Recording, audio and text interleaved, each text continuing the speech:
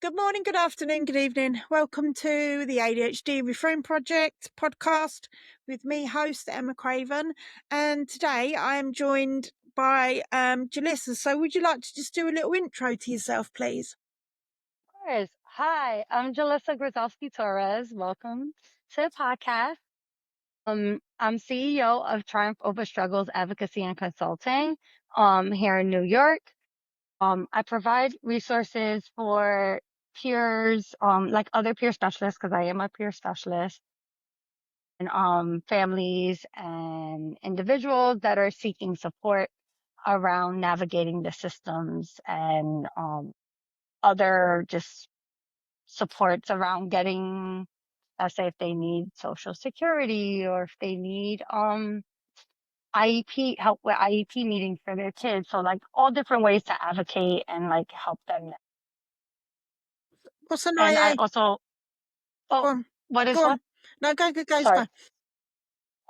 Oh, also, I provide workshops and trainings for organizations and individuals that around different knowing your rights, different things like budgeting or even like navigating systems, working with people with trauma, working with people with psychosis, working with people with ADHD.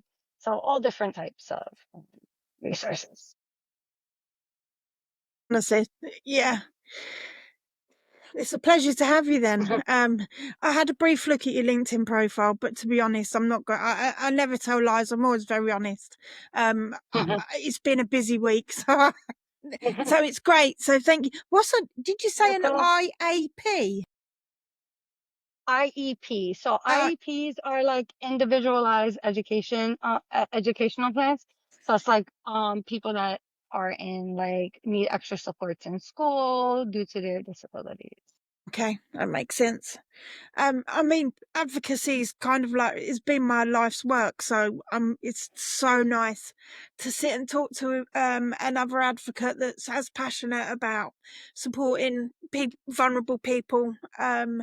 So yeah, it's amazing. So, what is your diagnosis journey? Are you diagnosed? Are you So self-diagnosed? so I was actually diagnosed when I was 16. Um at my first hospitalization, like psychiatric hospitalization.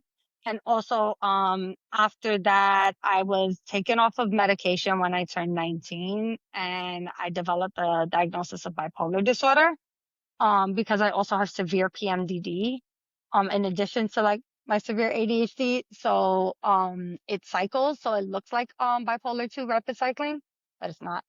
And then trauma addition to it. Oh, right. So currently it's PMDD, ADHD, complex trauma, and there's possibility of hypermobile Ehlers-Danlos syndrome. So I'm gonna get genetic testing done soon, for that because I do have chronic pain, Me and too. yeah. So they say it's like kind of fibromyalgia, Yeah. but yeah. So I'm on medication. I just started like low dose naltrexone to see if that helps. But everything I've been through all my options already. But if it's EDS, that also makes sense because I've also had pain since I was like very little, as long as I can remember. Yeah. Yeah, I mean, I am diagnosed with fibro. I got diagnosed about a year after I was diagnosed with ADHD. So yeah, it's just it's a conversation that is sometimes a little bit difficult to talk about because I've always had pain. I've always had pain, but I never really understood what was going on because the GPs, the doctors always used to say it's in my head, like you're just imagining it. And it's like, no, I'm not now. But Yeah. I got diagnosed with ADHD when I was 43. That was in 2019. Yeah. And then fibro a year later, 2019. And then complex PTSD in 2021 or 22. So yeah, there's a lot of kind of crossover when it comes to Yes. pain and, mental health and stuff. But it's interesting that, the medical professionals thought that you had rapid cycling bipolar, but Yeah. actually it's PMDD. So do you want to maybe explain a little bit about what PMDD Yeah. is? Yeah. So PMDD is something called premenstrual dysphoric disorder, and it's basically your body responds very strongly to your own natural fluctuation of hormones. So my hormone levels are normal. They checked all of that. It's just the fluctuation of it over the 26 to 28-day cycle. Basically, for 15 days out of the month, I would be extremely depressed, suicidal, anxiety through the roof, perseverating thoughts, rejection sensitivity. I have, so bad. And like all my like depression and stuff will just overflow. And then for the other 2 weeks, then I would be kind of like good and like a little bit more energized. So they would see that as kind of like bipolar cycles, but it wasn't severe. They would think it was like hypomania, but also like my mood will shift so much during the day, which is also tied to like trauma and also ADHD because like we respond very strongly to like external stuff. So without having like the regulatory skills and the coping mechanisms, it's been it was difficult for some time until I've like kind of developed it more. Um and like with the fibro, the way my neurologist described it to me was that like my body is like, let's say there's a pain or something that happens, right? I also have like scoliosis, I have some disc degeneration, a little bit of arthritis. So like what they typically would see in a regular population, like the things that I have, and to the degree it wouldn't cause pain, it wouldn't cause much pain, right? But because my nervous system has been turned up so long in like fight or flight due to all the trauma, it kind of gets stuck there. So even something minuscule, your body is just overreacting to it. So like doing things like calming the nervous system, vagus nerve, I do like IFS therapy, EMDR, polyvagal, like vagus nerve therapy. So I've done so many different types to just try to help regulate my nervous system to kind of help turn that pain down. And then I'm also on a lot of pain meds, so that too. Oh, thank Which you. don't really work that well. Of course they don't. No, No, they don't. They don't. Yeah, I love that you no. just kind of joined that up as well because there is a little bit of it's information. It's not actual research, but it's Mhm. becoming more. There's more information coming out around late diagnosed ADHD women and complex PTSD, but also fibromyalgia. And fibromyalgia Yes, can actually be linked to gynecological operations. So I've had it. I've got polycystic ovaries, endometriosis. I've had one of my ovaries removed now because it was just constantly I had flaring up. one too. Yeah, I had one removed. I had a dermoid cyst on my ovary, the size of a softball, geez. and they took it out. Yeah. So yeah, and then there is kind of links to that for women. But yeah, chronic pain medication. Oh my God, Uh-huh. I just I think my link, honestly, the link with the like fibro, this is called central sensitization. Basically, I think it's linked because I was also born with HIV. And at one point, I did develop an AIDS diagnosis prior to my hospitalization when I was 16 because I didn't want to take meds because I was getting side effects from meds. So I think that having the immune dysfunction because of the HIV, that is also a factor for the chronic pain. So it might be secondary. It might be secondary to that. And then the trauma and like, it's just all of it, like just a sandwich piled on. Like, the switches were there, but like the trauma turned all the switches on, I think is what happened, honestly.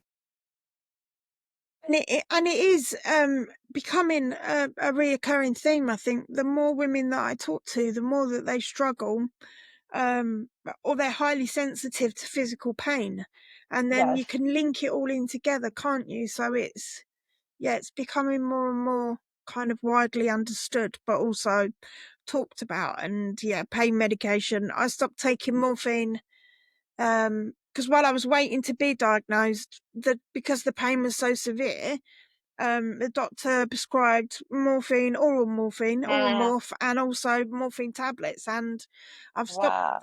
Yeah, I stopped taking morphine. I think it was a year ago, or maybe Hmm. 18 months.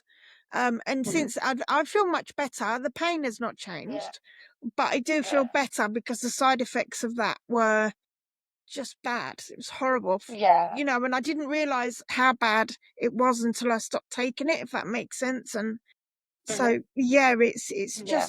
it's just, but yeah, chronic pain, managing chronic pain is Hmm. just, it's a mind, Yeah. it's just, Yeah. ugh. I I'm on so many different meds, and like I also suffer from restless leg syndrome, RLS. So, and it's severe. So the medication that they gave me for my pain that was working, because I was also on Lyrica, so Lyrica, like pregabalin. So that one, but that one affects me cognitively, but it did help. Then I couldn't go higher on that because of the cognitive stuff. Then I can't work, I can't function. So I had to go on something called Namenda, Moment, Mementine, Namenda, whatever. It's like an Alzheimer's medication, and they showed promise, and it actually did work for my pain, but it aggravated my RLS, and I can't increase the Lyrica to cover the RLS. So I had to increase my Lamictal, which helps with my PMDD. Then and Lamictal did help my RLS a little bit, but not to the point that I needed. And if I increase the Lamictal, cognitively I get worse, and I can't increase the Lamictal. So it's all it is playing. So I just started low dose naltrexone, and I'm on day 17 of it. And it's helped my RLS pain, not that much, but my fatigue, it's helped because they were thinking also like maybe chronic fatigue because I'm so tired all the time. Um, I'm exhausted all the time. Yeah. So and I stay active and I move a lot. I really don't know. Like there is a huge crossover, but I think like the research and the science is out there. It's like finding the doctors that are up to date, or educating ourselves with it and bringing it to them. And yeah, I've had some quite negative experiences when I've tried to kind of advocate for myself when it comes to doctors in the UK. It's almost like they just look at me, and I can read what they're thinking. Like, they look at you as though to say, why are you telling me this? Because I've been to medical school and I'm medically trained and you're not. And I'm like, it's just, like, it's just, I don't, it is what it Sorry. is. No, I mean, I think I've got medical PTSD now, because every time I have to Definitely, go, I do too. yeah, every time I have to go and see any medical professional, I go into a bit of like a meltdown and have like huge anxiety flare ups and stuff. And it's just like, uh, it is, No, it's not pleasant. that it's no, it's not pleasant, but it's understandable. Like I don't get like that. Like I just at the point where I go to the doctor if I have to go to the doctor, but unless I don't have to be there, I'm not going. You know what I mean? And I just hate going. And like I shop around for doctors. I'm not scared to just fire a doctor and find another one. Yeah. So that, you know, so I wonder, I don't know how the UK is set up because I'm here in the US. Um, but yeah, can you shop around for like, can you look around for different doctors, or the wait list too? No, with my doctor's surgery, I've found one doctor that I see about everything, rather than going to different doctors in the surgery for different things. So I just see one doctor because it's easier. Then you haven't got to explain like the history, Yes. and you haven't got to tell them your life story when you go and see them, when you just want to talk about, something. The issue. Yeah, Yeah. exactly. Mhm. So, one of the most interesting things recently was that the doctors had. I went to see a male doctor who is my usual doctor, and he did hormone level tests because I've Mhm. I'd been perimenopausal ever since they took my ovary out when I was Mhm. 40, and it was just getting increasingly worse and worse and worse, and I was so angry all the time. And then I went to see a woman's doctor, a ladies doctor, and she put me on HRT straight away. Mhm. And they go more for like symptoms rather than hormone levels now in the Mhm. UK. And I've been on HRT for 2 or 3 years now. I can't remember exactly when I started taking it, but definitely feel like better. Like, it's just the cognitive fatigue that I get.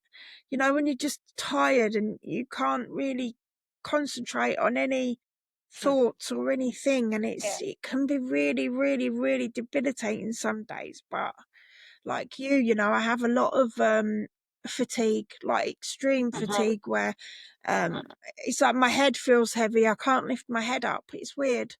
And it's that tired that I'm just like, I just can't not stay. And then when the pain flares up, I know this is not possible, but this is how bad it feels. But it feels like the end of my hair's hurt because everything is so painful, and even soft, like painful to touch.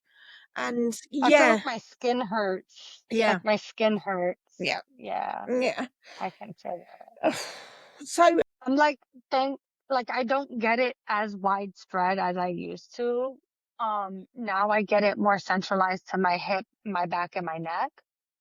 Um, and I'll take that. I'll take that definitely. It's still like a lot, so you know, get it. it's But weird because I've always been like, when I was younger, I was always really like, my pain threshold was almost non-existent, and now it's like I've got used to a certain level of pain. And it's like, I don't even realize that I'm in more pain unless my wow. partner points that out. But it's like, yeah, when the pain gets really, because I, like you, I get a lot of pain in my neck, in my spine, and in my tailbone right at the bottom, and then I get a lot of Mhm. pain, like sciatica down both legs. And Mhm. I guess sciatica. yeah, and it's like, I kind of almost manage a certain level of pain, but when it gets really, really bad, it's like it almost knocks you off your feet, doesn't it? Because you're like, whoa, this is like, what the is going It's a on? lot. Yeah, Yeah, I like gotta kind of like lay down and stuff in order to be more comfortable and like relax. Um, yeah, the sciatica pain, the shooting pain sucks. It really mm, does. yeah, Like with me, it was the opposite. Like I used to have a very, very high pain tolerance where I like pain just never used to phase me.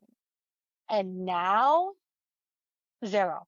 So I wonder if like, you know, maybe after like getting my ovary taken out, like I wonder if that did like turn the volume all the way up. You know, you know, I also had epidurals with both of my kids, so that also affects back pain. Contrary to what they say it does, it really does. You know, I think with like the hormone stuff, I was on hormones for my PMDD, but like hormones typically make me suicidal. Or very depressed. And I found one that actually finally worked, but also I would bleed very irregular and stuff. So the one that finally worked, I did not bleed irregular. I think it was Yasmin I was on. And it like I took it for like a year or two, and then I was like, I can't do this chronic low level depression that the meds aren't helping. Like, yeah. So I got off of it. But the Lamictal works better, but the Lamictal, unfortunately, just for me, because I'm just very sensitive, my period with each dose increased. So like my period was like 6 days, and then I went on Lamictal, then it was like 7 days, and now it's like 9 days with the dose increase. So it makes it longer, which is annoying. Bless you. Yeah. So considering everything you've got going on, you still manage to work and support people. So, hats off to you. How do you kind of do you have any kind of coping strategies in? Because I love helping other people, and it's like it's my purpose. I always say that if I'm helping someone else, it is like it gives me that sense of purpose, and I need that sense of purpose. So I wonder if you have the same experience. So I love helping people. I think it's just more so that, um, yes, there's a sense of purpose there, definitely. I think it's also just something that comes very naturally to me. And it's just like, I don't have to put extra effort into, like, it's just me. It comes naturally. So it's so organic that I don't have to like math through it. I don't have to like exhaust. Like, you got to deal with red tape and stuff with like working in general. But like, I mean, like with meeting with like the participants and the clients that I work with, like that, um, in that way. With my kids, I got to be there for them. I have both my kids are neurodivergent as well. So it's three of us and we try to use different ways to like it's difficult because like I'm also spent by the end of the day, so I then have revenge bedtime procrastination because like after I get the kids in bed, then I need to have my me time because I can't really have my me time when I come home because it's like my second job, just taking care, doing the kids and stuff. I'm blessed to have like some supports. Like my son has a home attendant, also like a behavior technician. So like there's different like those type of supports and his therapies that come here. So like that supports I have, their dad takes them and sees them and stuff. So that's good too. But for the most part, like it's just a daily grind of work. I work full time, so work 40 hours, then I have, you know, take care of the kids. I want to do more with my business, but like, I also got to work. Need money, I need a feed. So like, yeah, I can't just take full time. Like it's just I use what spoons I have to get through and figure it out that way. Or you've just mentioned the spoons theory. Do you want Mhm. to say a little bit about that? So the spoons theory, basically like when somebody has like either neurodivergence or chronic illness, um, they have a certain amount of spoons for the day. So like you could wake up. If you wake up and your pain is like at a high level, or if you wake up and like you're in like your luteal phase versus your follicular phase, like you may have less energy. So you have less spoons. So like taking a shower may take like 3 spoons. Washing the dishes may be like 6 spoons. Cooking dinner may be like 4 spoons or and like so you have to ration what are you gonna do or at least do partial of what you can do in order to maintain and not burn yourself out. I think that is the way I can describe it. Yeah, I love that. I heard about the spoon theory quite a while ago, and it kind of it removes the shame of not being able to do more in a day than I can. Because you have different spoons for different days. And Mhm. some days you might have, say, 20 spoons, and other days you might only have three. And yeah, it's fascinating to kind of break it down into like small steps and chunks of, this is all that I can do today. But yeah, I'm not going to beat myself up about it because it doesn't mean Exactly. that I'm a bad person. It just means that I can't do more today. Exactly. So what about ADHD then? Were you 16 when you got diagnosed with ADHD? Yes. Yeah, the signs were always there. Like in all my report cards is like can't sit still or not organized, needs to try harder. Like all my testing was great. I couldn't get the homework in, losing papers, like all everything, hyper, everything. Check all the boxes.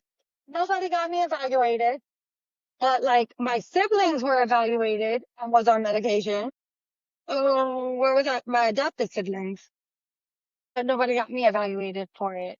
So when I wound up going to the psych hospital when I was 16, um, to get out of my adopted home, also, they immediately put me on ADHD meds because, like, I don't think they could even, like, interact with me much until I was, like, small.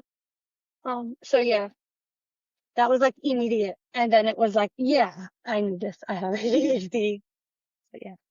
Mhm. Yeah. Uh, Yeah. And then it took 7 years to find a doctor willing to put me on ADHD meds after I was taken off when I was 19. So, yeah. So during those 7 years, I was on disability, everything, because it was like I could barely work more than like full time. I could barely work part time. I was struggling. Could barely make it through school, So yeah. It's insane. And I know a lot of social media, there's a lot of debates whether you medicate, don't medicate, medicate, don't medicate. And I know it's a very personal journey, but for me, I am on medication and I've been on medication since I was diagnosed. And I just would, it's not easy. And it's not a dependency, is it? Because obviously the No, meds absolutely. yeah, they increase the chemicals in the brain, the dopamine, the norepinephrine, and it's like I sometimes You're on Adderall um uh, or no, I take Wellbutrin. Concerta, so Concerta Concerta. XL, yeah. Okay. So I didn't like Okay. the quick release. I Yeah. prefer the slow release because the quick Yeah. release used to Okay. make me feel really anxious. So I just But take, yeah. yeah. It's Yeah, because Concerta is methylphenidate. Yeah, I'm on Focalin. So I'm on dexmethylphenidate, which is it's like the purer version, if you want to say, of it. More potent. It's like, yeah, so I'm on that one. I know all the different meds. That's like my hyper focus, my hyper fixation. you should do some training so you can prescribe the Well, yeah, I would medication. love. Well, I can't prescribe them. I'm not a doctor, but I can definitely educate and like have people understand that also with ADHD meds, like which I've had to actually educate psychiatrists about. Like there are so many different formulations of ADHD medication. Yet there's non-stimulants and there are stimulants. So yes, there's two classes. The non-stimulants it's guanfacine, clonidine, Wellbutrin, Strattera, those. Stimulants, there's Adderall and methylphenidate. So, amphetamine, methylphenidate. So that's methylphenidate. So it's like with all of that, then there's so many subcategories, which is like how the medication releases, how many hours, what is the formulation. So it's not equivalent. So when they're like, just take this, no. Because like even with Concerta, I was on Concerta at one point. The generic form, it doesn't have the same release system as the other one.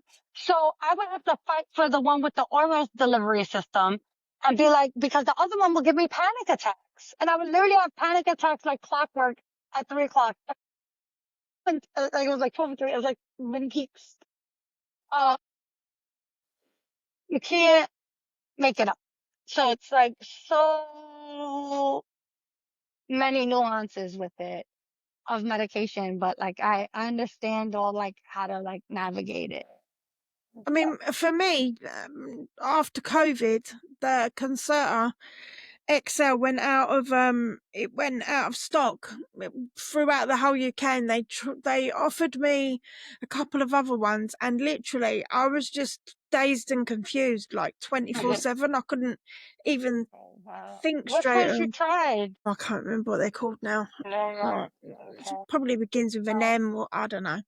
Um, but yeah, it's like they just made me feel like really dazed and confused. Like, I no, literally was just like, no, no, thank you, no. no. And so eventually the Concerta XL came back in stock, and oh yeah, I managed to get it back, and so it's the only one that really works. I've tried the others, I've tried quite a few Yeah. others, and they just don't, and obviously.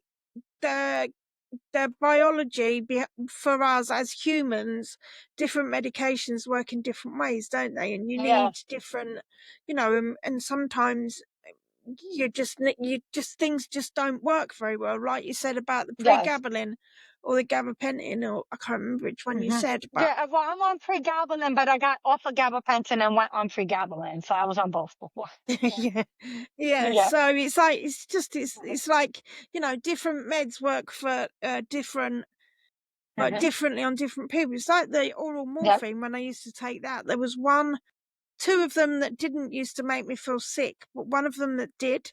And it's Hmm. not arguing, but the debates with the pharmacist, they're all the same. And I'm like, No, they're no, not. they're not. And I'm not even They're medically not. trained. And it's like, and then So I, they're the same overall. Like the main ingredients are the same, but the fillers and all the other background ingredients are not. And those are the ones that can affect you and affect absorption. And so, well, it doesn't affect absorption, but like if you have certain things going on, it may interfere, it may make you nauseous, and then you throw up, which affects absorption. So there's different ways that it can affect you. It it's unfortunate that that you have to like fight so hard. It's the same here in the US. Just FYI, it's the same, unfortunately. I mean, the reason why they wanted to give me that one is because it was the cheapest one. It was the cheapest one out of all of them, but it used to make me feel sick. And I'd be like, I just can't. I'm just glad I'm not taking that anymore now. It's a Yeah. dirty, dirty, dirty prescribed medication. I know there are people that need it, but no, Yeah.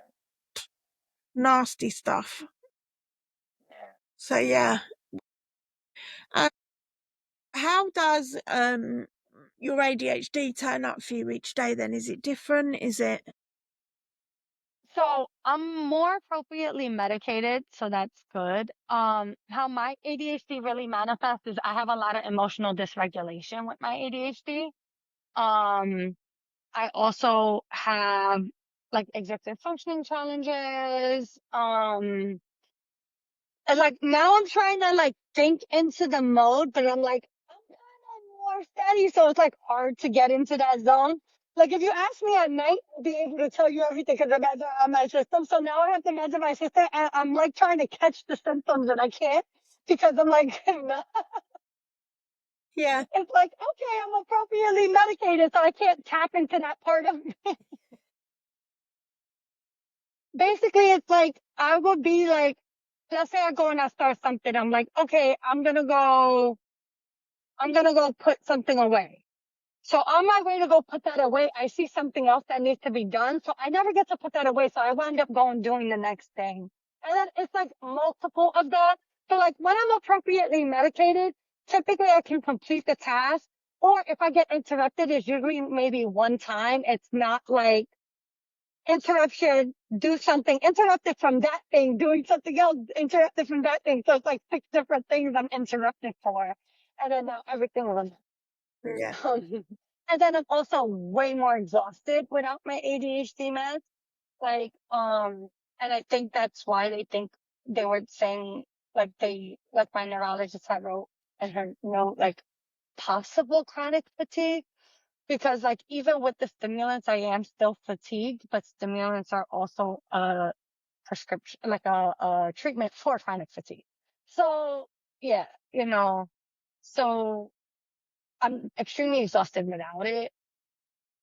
Motivation, no motivation. I can get very depressed, especially depending on my cycle, and I have to adjust my ADHD meds for every part of my cycle. So I increase up to 12.5 and I do at 2.5 when I'm ovulating.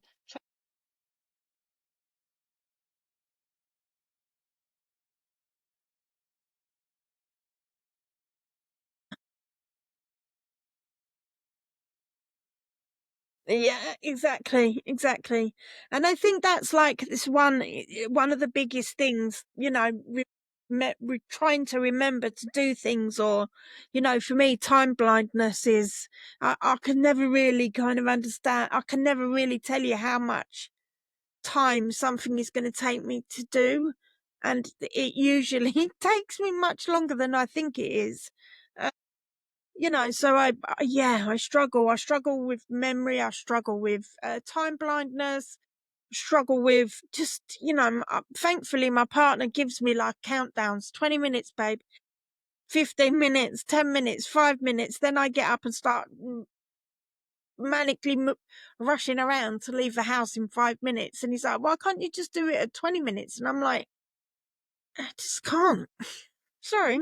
It and I know having ADHD is, like, a big contradiction, because we can't answer a yes or no answer, we have to give a backstory. But if anyone exactly, exactly. Exactly. But then if we ask a question and someone gives us a long-winded answer, a long-winded answer, you've already answered the sentence in your head and you're like, "Oh, hurry up." And, it's like one of them huge contradictions. Like, we have to tell you the backstory and we have to go around and round in a circle and you need to know the full life history. But if you try and do that with us, I'm like, "Oh my God, hurry up and just finish the sentence."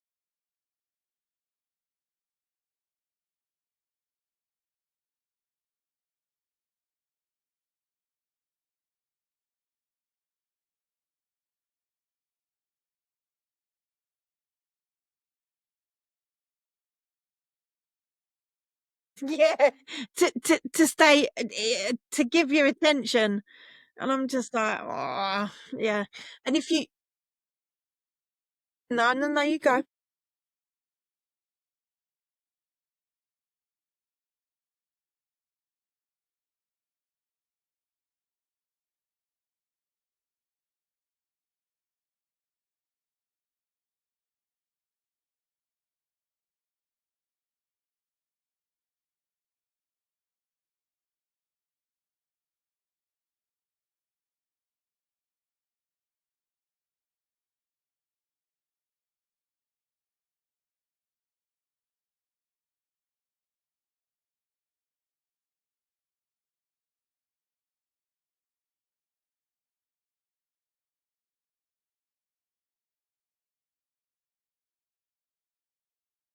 Yeah.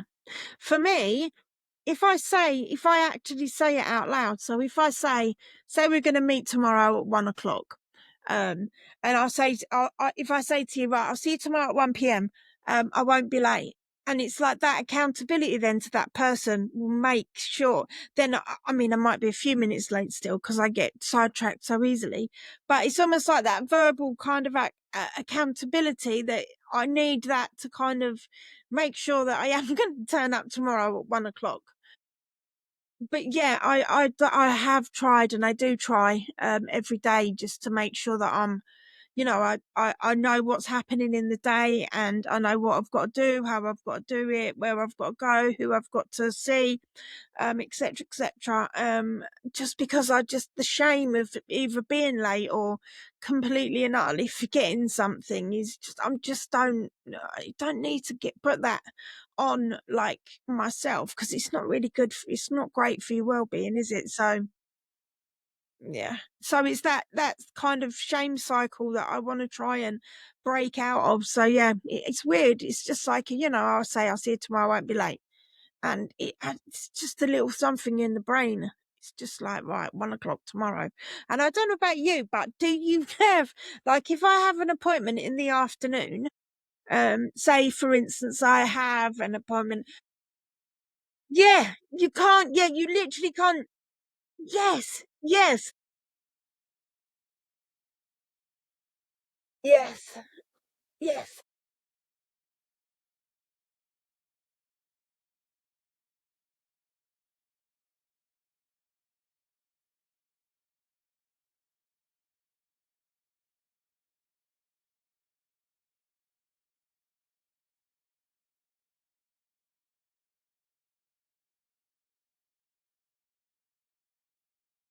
yeah, yeah, I agree. Yeah, it's weird. It's not weird, but yeah, it's like I call it the ADHD waiting room where if there's an appointment in the afternoon, I literally can't do anything else on that day until the appointment's finished because I'm just and I'm like, you just feel like you're sitting around waiting like forever. Um, Yeah, so you literally cannot do anything else in before the appointment, and then yeah, it's funny. It is frustrating, but I think I've just learned over the years to kind of just laugh about it, laugh at myself, not, not in a derogatory way, but just, this is how I am. And yes, there are. Exactly, exactly. I can put some strategies in place, like I've got reminders on my laptop, on my phone, on my iPad, like reminders my partner, like I have them going off like every 5 minutes to kind of remind me. And still, sometimes I will get very easily distracted, but it's just like like some huge coping strategies are just the best things to kind of to break that shame cycle. So, yeah. So, is there any kind of positives you'd like to talk about around your ADHD? Because I love to kind of think about positives.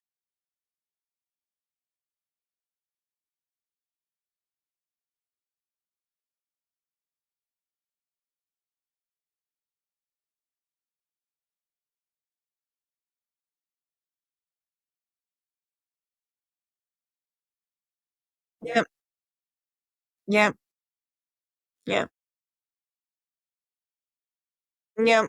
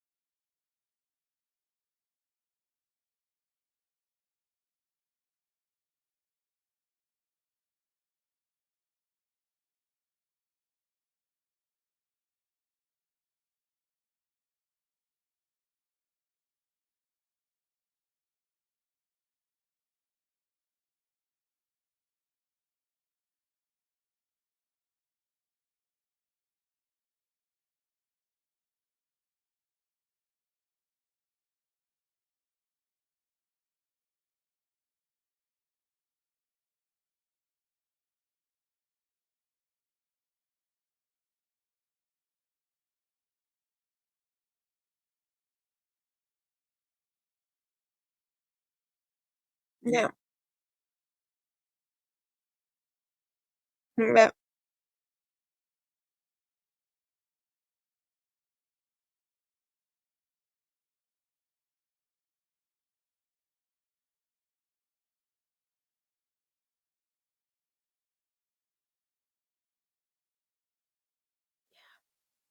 yeah,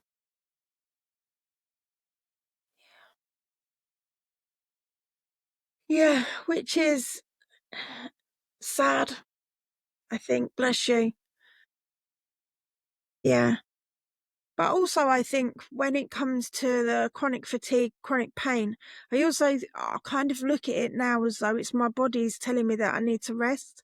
And obviously, rest to us is very different to a neurotypical person. But my body is telling me that my mind is kind of too active sometimes, and I need to just sit down. I need to co-regulate. I need to self-regulate because, I get very overstimulated quite quickly and overwhelmed. But yeah, I see the try and kind of put a positive spin on it, like the fatigue and the pain is like it's my body telling me that, do you know what, I mean, you just need to sit down for 10 or 15 or 20 minutes or half an hour and just rest and try and concentrate on something that's not, your brain's not kind of, yeah.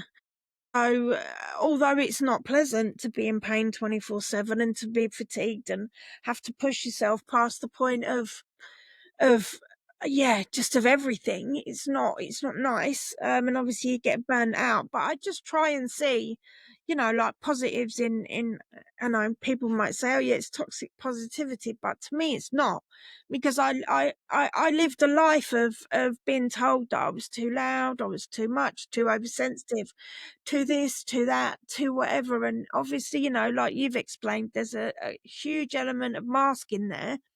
And now I can't be bothered to mask anymore. Exactly.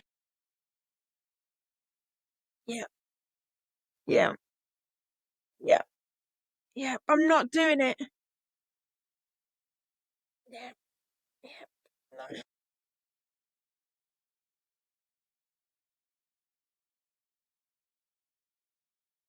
Yeah. Yeah. Yeah. Yeah. It I mean, oh my God, me as well. Like, I'm just like, I don't. Like, I'm mask. I do still mask in some situations, but for the most part, I don't.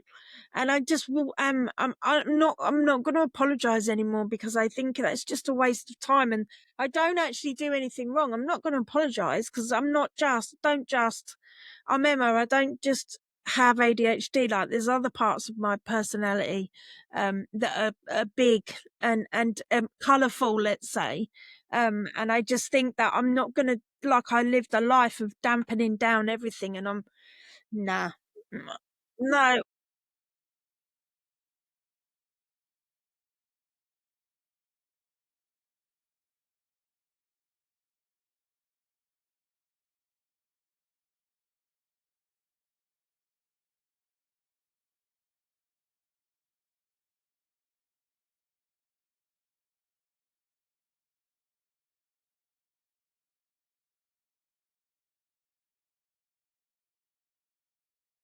yeah,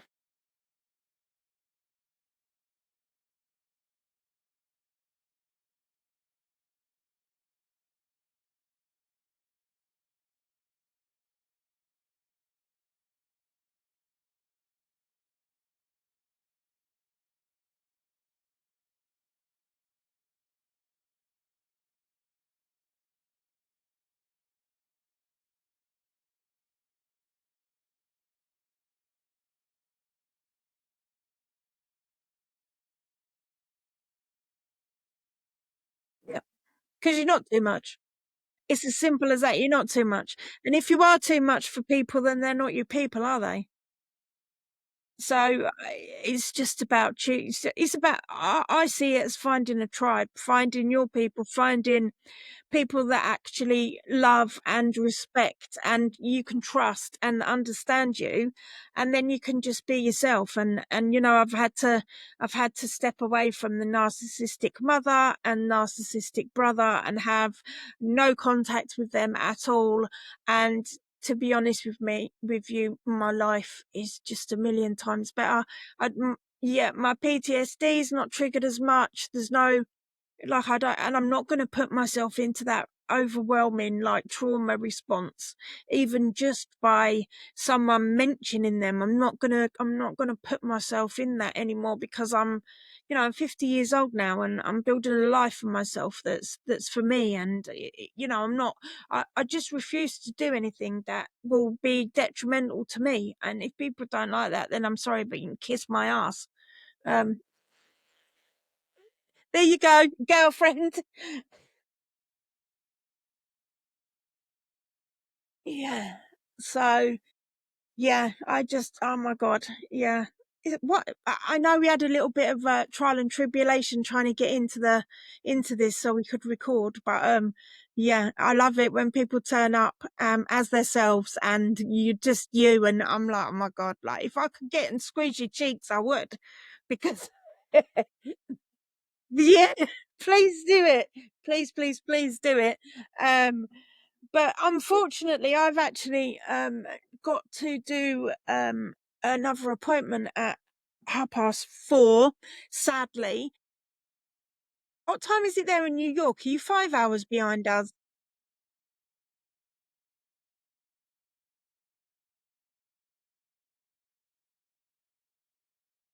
I'd like, yeah, yeah, yeah. I'd love to. Yeah, yeah. I'd love to have you back. Please come back. We can talk about anything.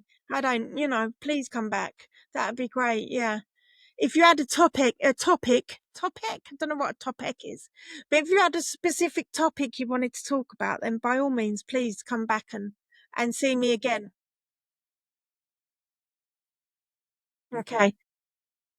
Just book through my booking link that I sent you then, and we can, yeah, but come back as many times as you want. I'm happy to kind of, yeah, just, yeah, it's been an absolute pleasure. And yeah, it's really nice when you meet someone and I felt in like seconds, I was like, yeah, yeah, I feel comfortable with you. Yeah. Um, exactly, exactly. And if people telling you that you're too much, then tell them they can kiss your ass, aka see ya. Okay, say it in your head. Say it in your head and walk away. You do the little walk and so you just like, yeah, no girlfriend.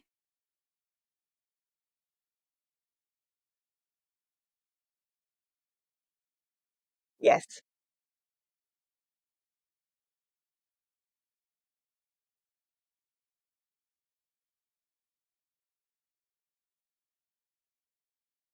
Yeah.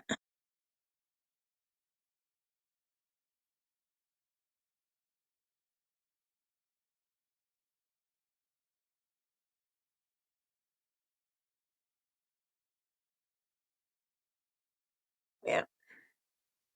Yeah. I love that. Okay, so I'll try and be a little bit more like, peace and love, and I'll just do a little walk away from people that think yeah, too much. Yeah, yeah. That's the thing with me though, is I'm honest. I'm too honest and I'm blunt, and there's no kind of thought in the deliverance. I'm just like, do you know what? No, I'm not having it. I'm wagging the finger.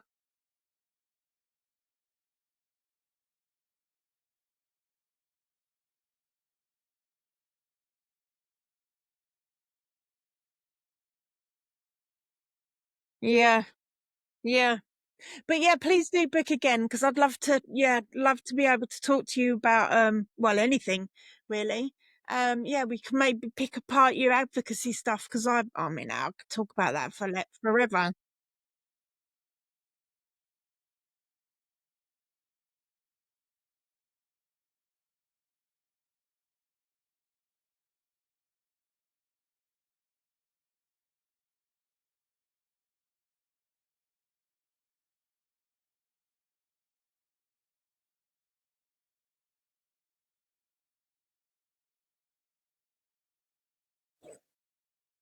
That'd be amazing. Yeah. Anything.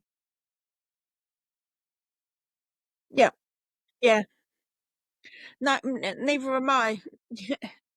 Yeah. Yeah. Yeah.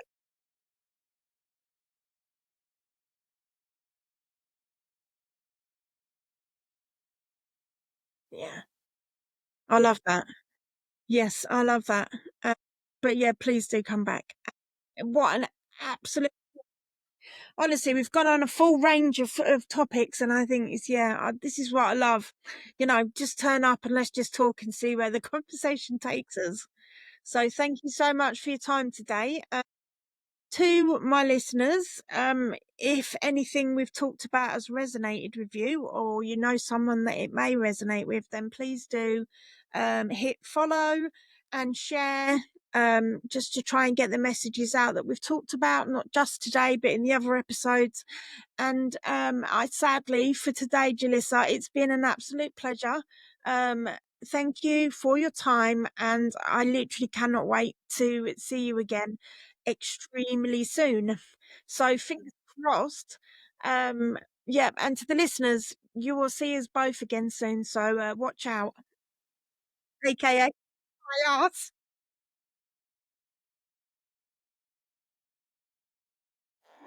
I can't.